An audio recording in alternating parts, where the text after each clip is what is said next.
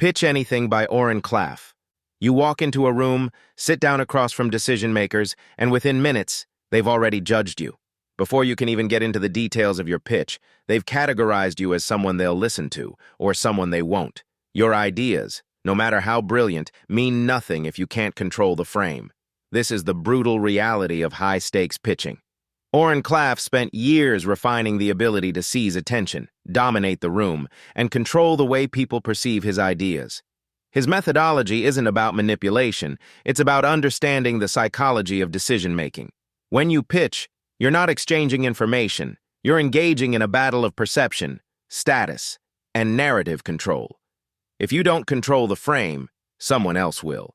Klaff reveals how you can harness the power of framing, create undeniable intrigue, and structure your pitch so that investors, executives, and key players not only listen but feel compelled to act. Lesson 1. Control the frame. Every pitch is a battle of competing frames, and the strongest frame always wins. This isn't about logic or the merits of your idea. It's about perception, dominance, and who controls the reality of the conversation. The second you step into the room, your audience is deciding whether to follow your lead or force you into submission. If you don't seize control, someone else will. And once you lose the frame, you lose everything. Oren Klaff learned this firsthand in a high-stakes pitch with a room full of Wall Street bankers. Before he could get a word out, they attacked, challenging his credentials, expertise, and even his right to be in the room. A weaker person would have defended themselves, fallen into the trap of proving their worth, and handed control over to the skeptics. But Klaff didn't play their game. He reframed the interaction by subtly making them prove their worth to him instead. Instantly, the power shifted, and within minutes, he was leading the conversation on his terms. This is the essence of frame control. You are never just presenting an idea. You are defining the reality in which that idea is judged. The Wolf of Wall Street illustrates this principle in nearly every scene. Jordan Belfort doesn't just sell stocks. He creates an environment where his clients believe they must buy. When someone hesitates, he doesn't plead or explain. He reframes the hesitation as foolishness, making people feel that not acting would be a mistake. His entire career was built on bending reality to his advantage, and though his methods were unethical, the underlying psychology was flawless. People don't make decisions rationally. They follow the strongest frame. History proves this over and over. Consider the famous 1960 presidential debate between John F. Kennedy and Richard Nixon. Those who listened to the debate on the radio thought Nixon had won. His arguments were sound, his experience unmatched. But those who watched it on television saw a different story. Kennedy controlled the frame with his poised confidence, direct eye contact, and effortless command of the stage, while Nixon, sweating under the lights and shifting uncomfortably, looked weak. The result? Kennedy won the perception battle and, ultimately, the presidency. That's frame control in action. It's not about who is right. It's about who controls how the story is told. Psychology backs this up. The concept of social framing explains why people conform to dominant narratives even when those narratives contradict logic. In a famous study by Solomon Asch, participants were asked to identify which of 3 lines was the longest, a simple task. But when actors in the experiment confidently gave the wrong answer, real participants followed suit nearly 75% of the time. Why? Because when a dominant frame is imposed, people accept it rather than challenge it. If this principle works in something as basic as visual perception, imagine its power in a high-stakes negotiation. Your job is to project a frame so strong that your audience instinctively aligns with it, rather than questioning it. Your frame must be unshakable. If someone challenges your expertise, don't defend, reframe. If an investor questions your valuation, don't justify, redirect the conversation to why they should be excited to get in early. If a client hesitates, don't explain. Position their hesitation as a risk to them, not to you. Elon Musk does this effortlessly. When Tesla was struggling in its early days, investors doubted its potential. Musk never begged for support. He framed Tesla as an exclusive opportunity, something that only the forward-thinking would recognize. That frame turned Tesla into one of the most valuable companies in the world. Never walk into a pitch unprepared to dominate the frame. The moment you start explaining yourself too much, you've already lost. Every hesitation, every defensive answer, every moment of uncertainty weakens your frame and strengthens theirs. Set the terms from the first sentence. Make your audience enter your world, play by your rules, and see the situation through your perspective. Do this, and you won't just pitch, you'll command. Lesson 2. Seize the primal brain. Your audience doesn't process your pitch with logic first. They react with their primal brain, the ancient survival-driven part of the mind that evolved to detect threats, seize opportunities, and navigate social hierarchies.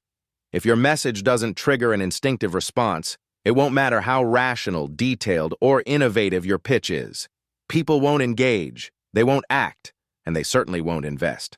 Oren Klaff demonstrates this in a high-stakes negotiation where a top-tier investor sat through his entire pitch without a flicker of interest. No nods, no questions, no engagement. The investor was detached, evaluating Klaff's offer like an uninspired shopper browsing shelves. Instead of pushing more information, Klaff flipped the frame. He made it clear that this wasn't just an opportunity. It was an opportunity that might disappear. If the investor didn't move now, he'd be left out. That single shift activated the primal brain. The investor leaned in, engaged, and made an offer. This instinctive reaction is backed by behavioral economics. People fear losing something far more than they desire gaining something new. This is the principle of loss aversion, first demonstrated by Nobel Prize-winning psychologist Daniel Kahneman. He found that individuals are twice as motivated to avoid losses as they are to pursue equivalent gains. Casinos exploit this psychology by designing games that make people feel they're losing a jackpot they never had. Retailers weaponize it with limited-time offers and countdown timers. The same principle is why airlines show you only 2 seats left at this price. The moment the brain registers potential loss, it overrides hesitation and forces action. Apple has mastered this art. Every product launch follows the same script: controlled leaks, whispers of limited supply, pre-order rushes. By the time the official announcement happens, people feel an urgent need to act, even if they don't fully understand what they're buying. The iPhone isn't just a device, it's an exclusive club. You don't simply buy it, you secure your place in the future. That's primal brain marketing at its finest. Steve Jobs understood that people don't want to be sold technology. They want to be part of something scarce, special, and ahead of the curve. Luxury brands operate on the same foundation.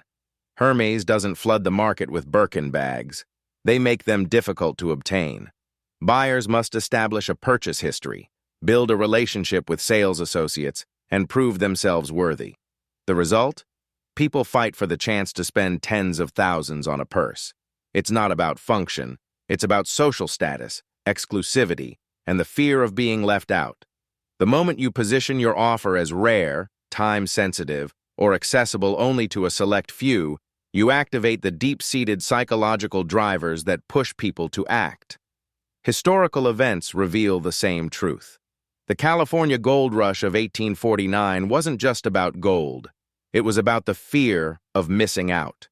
The primal brain saw an opportunity slipping away, and tens of thousands of people uprooted their lives overnight, many without any solid plan, simply because they couldn't bear the thought of others striking it rich while they hesitated. The same psychological mechanics drive speculative bubbles, from the dot-com boom to cryptocurrency surges. People don't want to get rich. They want to avoid being the only ones who don't. Your pitch must tap into these primal forces. Don't just explain an idea, frame it as an urgent, high-stakes opportunity.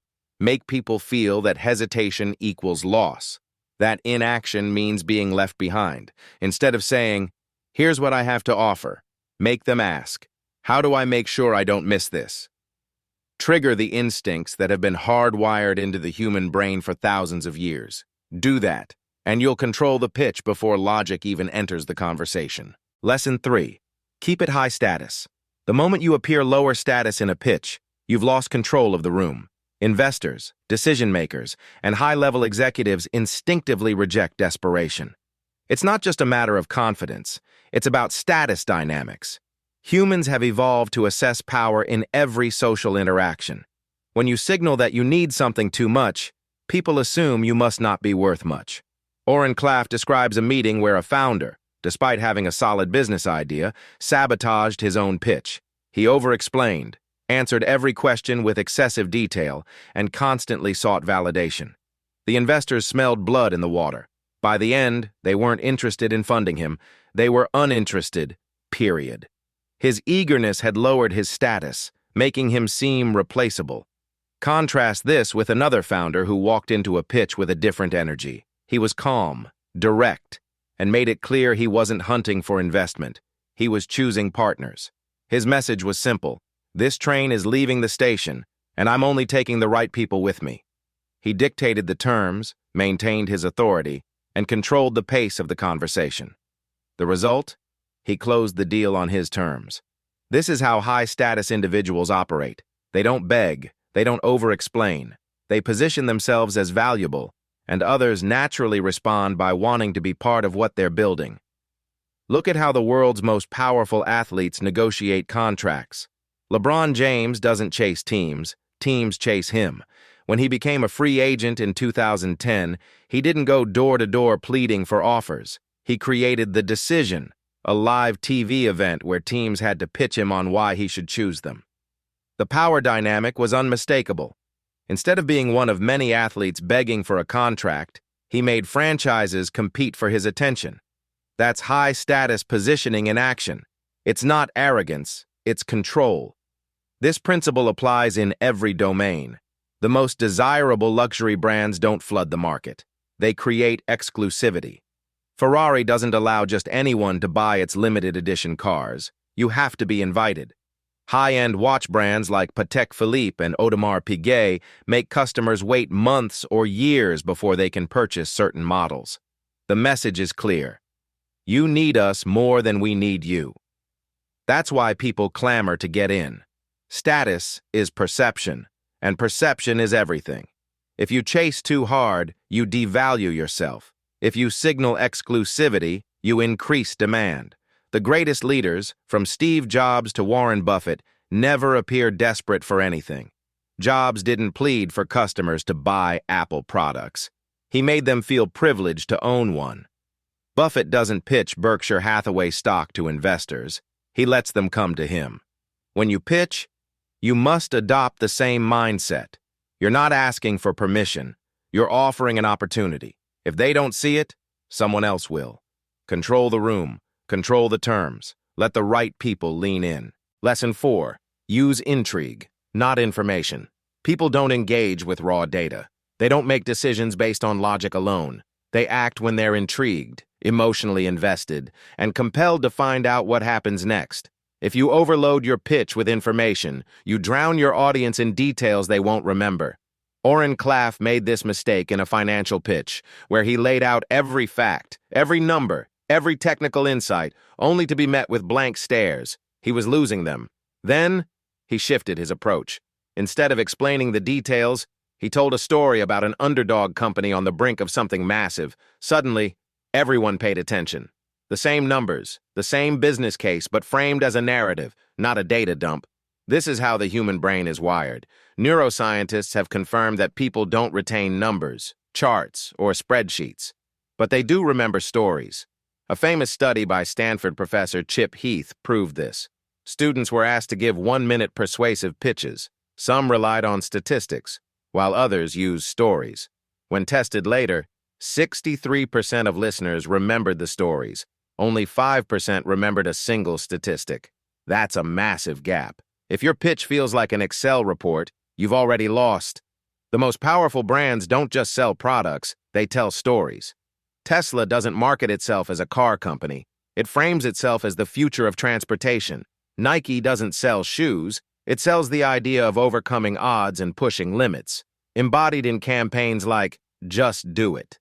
Netflix, when it launched House of Cards, didn't promote the show with basic advertising. It built intrigue. releasing cryptic trailers that gave just enough to hook audiences but not enough to answer their questions. That strategy turned the show into a phenomenon. The human brain craves tension, mystery, and the promise of resolution. Hollywood thrives on this principle. Take Jaws. If Spielberg had shown the shark in full detail in the first act, the audience wouldn't have felt the same fear. Instead, he built suspense, glimpses, hints, the terrifying sound of the theme music long before the creature itself appeared. That's what keeps people engaged. Alfred Hitchcock called it the bomb under the table technique. If two people are talking and a bomb suddenly explodes, you're shocked for a moment. But if the audience knows the bomb is there and is waiting for it to go off, they're captivated the entire time. Suspense is more powerful than surprise. Your pitch must do the same. Don't reveal everything at once. Create curiosity. Make your audience lean in, wanting more. Jeff Bezos used this masterfully when unveiling Amazon's Kindle. He didn't just announce an e-reader. He made the audience imagine a world where books could be stored in a device thinner than a magazine. He held up the Kindle but didn't turn it on right away. He let the intrigue build. Then, when the moment was right, he revealed how it worked. That's how you command attention. If you want people to care, don't just present facts. Build a story. Create intrigue. Make your pitch feel like a moment of discovery, not a lecture. If they're hooked emotionally, they'll justify the decision logically later. But if you lose their engagement early, no amount of data will save you. Lesson 5. Control the clock. Time is your most powerful hidden weapon in a pitch. Control it, and you control the decision-making process. Let it slip away, and you lose your audience's attention, urgency, and, ultimately, the deal. Oren Klaff tells the story of a pitch that failed because the presenter dragged it out too long. The idea was strong, the numbers were solid, and the opportunity was real. But by the time the presenter reached the crucial moment, the ask, the investors had mentally checked out. There was no urgency, no reason to move fast, and, worse, no sense that waiting would come at a cost. The deal fell apart not because of a bad pitch, but because of bad pacing. In contrast, Klaff engineered high-pressure scenarios where time worked in his favor. When he set strict time limits and dictated the flow, deals closed faster. This is not a coincidence. It's behavioral science. Humans are wired to act when faced with time constraints. Limited time offers drive sales, not because people suddenly need the product, but because they fear missing out. Amazon's lightning deals, stock market trading windows, and exclusive sneaker drops all work the same way. When the clock is ticking, hesitation becomes a risk. History has repeatedly shown that controlling time leads to power. In 1940, Winston Churchill faced a divided British Parliament, uncertain about whether to negotiate peace with Hitler or fight. He didn't allow endless debate. He condensed his message into a single defining moment. We shall fight on the beaches. He created urgency, framing the decision as immediate and unavoidable. The nation rallied. If Churchill had allowed time to stretch, Britain might have faltered under indecision. The power of a moment, properly timed, changes everything.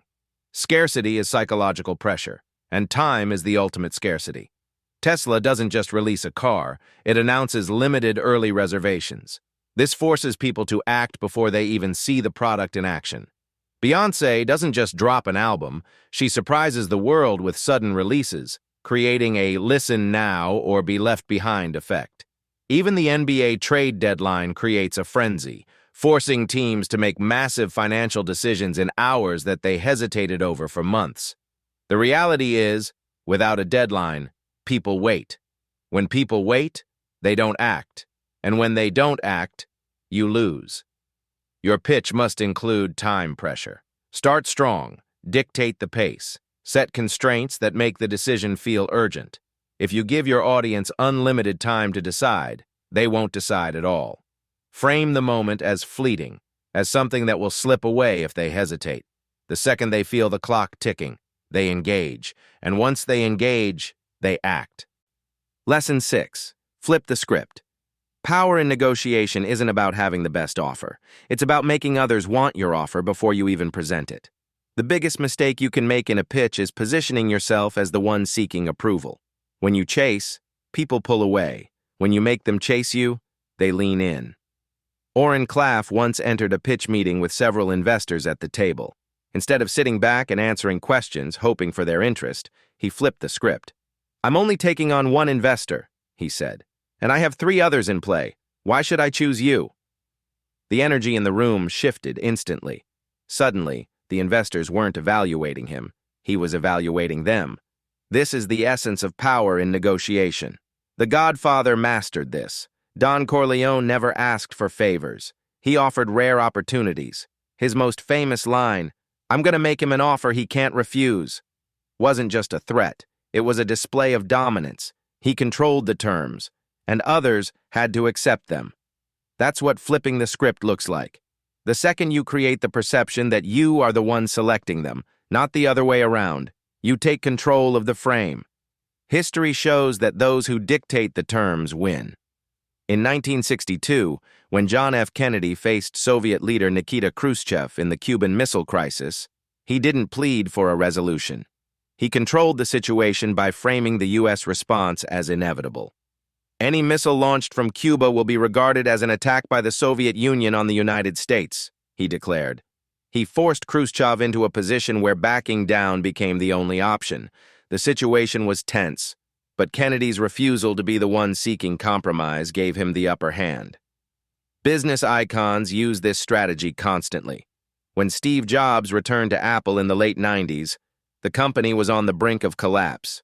Instead of begging investors for money, he did something counterintuitive. He cut products, simplified operations, and reframed Apple as an exclusive, visionary company. He positioned Apple as something only select people would understand and invest in. The result? Instead of Apple seeking investors, investors sought out Apple. Klaff's negotiation method is rooted in the same idea. When you make people work for your attention, they value you more. This is why luxury brands thrive on exclusivity. The moment you tell someone, "Not everyone gets access to this deal," they start fighting to prove they deserve it. Harvard doesn't chase students. Students chase Harvard. Elite companies don't beg for employees. Top talent fights to get in. When you pitch, never position yourself as the one in need. Position yourself as the one making the choice. Flip the script. Walk into the room with authority. Make it clear that your opportunity isn't for just anyone. The moment you do this, the balance of power shifts in your favor. And when the power shifts, the decision swings your way. Lesson 7. Stack micro-commitments. Big decisions are never made in a single leap. No investor, executive, or buyer signs on the dotted line without first convincing themselves at multiple points along the way. If you try to force commitment too soon, you trigger hesitation, resistance, and rejection. Oren Klaff structured a multi-million-dollar deal not by pushing for a yes up front, but by leading his audience through a series of micro-commitments. He didn't start by asking for investment. He started by getting agreement on the problem. Once they accepted that the problem was real, he moved to the value of solving it. Only after stacking those small yeses did he present the full commitment. By that point, resistance was gone. This is the psychology behind why free trials work. Companies like Spotify, Netflix, and Amazon Prime don't ask for full commitment right away. They say, "Try it for free." The moment a customer says yes to a free trial, they've taken the first step. They experience the product, build a habit, and by the time the trial ends, they're already bought in. Canceling now feels like a loss. The path to conversion is frictionless because it's based on gradual psychological buy-in. This method isn't new. It's foundational to human decision-making. In the 60s, social psychologists Jonathan Friedman and Scott Fraser conducted an experiment demonstrating the power of micro-commitments. They asked homeowners to place a small sticker in their window promoting safe driving. Weeks later, they returned and asked those same homeowners to put a massive, unattractive "Drive Safely" sign in their front yard. The result? Those who had agreed to the small sticker were far more likely to accept the bigger request. Their earlier commitment made them more likely to stay consistent with their behavior. The principle is called foot in the door, and it's a cornerstone of influence. Look at how elite negotiators operate. FBI hostage negotiator Chris Voss doesn't demand immediate surrender. He starts with small agreements, getting hostages released one at a time, extracting minor concessions, gradually leading the captor toward a larger resolution. He calls it tactical empathy. But the mechanics are the same as Klaff's micro-commitments. Move people step by step, and they won't even realize they're already halfway through the decision before you make the final ask. Apple does this brilliantly. When they release a new product, they don't just drop it and ask people to buy. First, they get commitment on the vision by announcing an event, teasing innovation, and making the audience believe something big is coming. Then, they show glimpses of the product, allowing anticipation to build. When they finally reveal the price, people have already mentally committed. The price is no longer the decision. The decision was made long before. Your pitch must do the same. Start with small yeses. Get your audience to agree that the problem exists. Get them to see the value of solving it. Get them to acknowledge that your solution makes sense. By the time you ask for the commitment, they've already bought in emotionally and mentally. There's no sudden leap, just a natural conclusion to a process they were already part of. Stack the small agreements, and the big one will take care of itself. Lesson 8. Close with certainty. Hesitation is deadly in a pitch. The moment you waver, second-guess, or seek approval, you plant seeds of doubt in your audience's mind. Oren Klaff learned this the hard way when he lost an investor by failing to close decisively. He had delivered a strong pitch, built interest, and positioned the deal perfectly. But at the critical moment, he hesitated. He left space for the investor to deliberate, to second-guess, to delay. The investor walked away. From that moment, Klaff changed his approach. He started closing with absolute certainty. Now, his closes sound like this. This is happening, you want it or not. No hesitation, no waiting for approval, just a clear, powerful conclusion that forces a decision. This is exactly how top salespeople operate. Steve Jobs never pitched Apple products as options. He declared them as the future. When he unveiled the first iPhone, he didn't ask if people were interested. He made a statement. Today, Apple is going to reinvent the phone. That's certainty. That's how leaders get people to follow. If Jobs had sounded uncertain, questioning whether the market was ready, the audience would have hesitated too. Instead, his absolute conviction made people believe before they even fully understood what they were buying.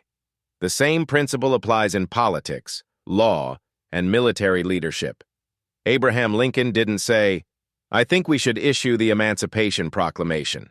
He issued it. He framed it as an undeniable truth. In legal trials, great attorneys don't end their arguments weakly. They deliver closing statements with finality, making the jury feel as if there's no alternative but to agree.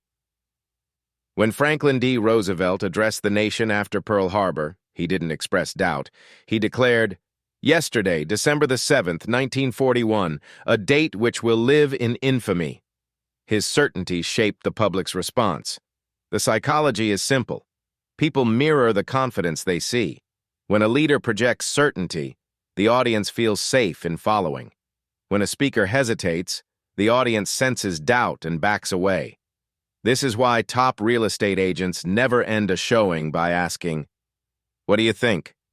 Instead, they say, "This house won't be on the market long. Do you want to move forward?"